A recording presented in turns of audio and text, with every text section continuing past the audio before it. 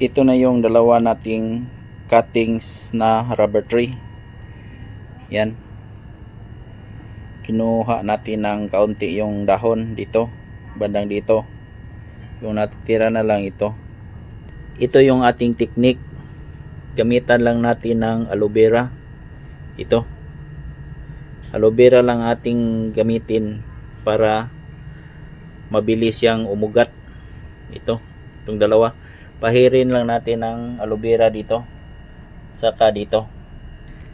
Tapos itong dalawa, hatiin natin, tapos ganyan i-cover natin yung dalawang hinati natin. Tapos itanim. Ganyan siya ang itsura pag itanim na natin sa paso. Ganyan. Ganyan siya yung dalawa, pati dito sa kabila.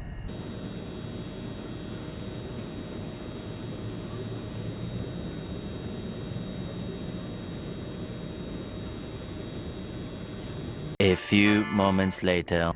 Ganito na ang kanyang forma or nasa container.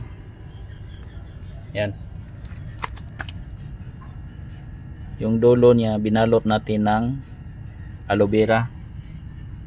Yan. Pati yung isa. Yan. Yung bandang ilalim may aloe vera. Nakatapat siya, nakatukod siya sa aloe vera. Yan. Pati ditong pikas. Yung natitira, nilagay na lang natin sa gilid-gilid niya. Yan. Tapos lagyan natin ito ng lupa. Mataba na lupa para mabilis siyang mag-ugat at hindi mamatay. 3 weeks later. Isang buwan makalipas, ito na ang kanyang resulta. Yung isa dito ay namatay dahil merong dumadaang bagyo sa amin at yung punuan niya ay nagalaw. Yung ugat ay naputol. Kaya ito na lang isa ang nabuhay. Sure 100% na ito nabuhay dahil hindi siya namamatay.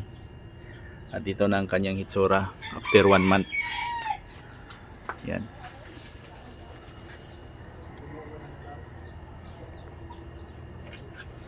Buhay po siya. Stable na po ang kanyang ugat. Pero kailangan pa natin ng 1 month dito para yung ugat niya ay lalong mag-stable. Yeah. Yan, mabubuhay siya. Yan.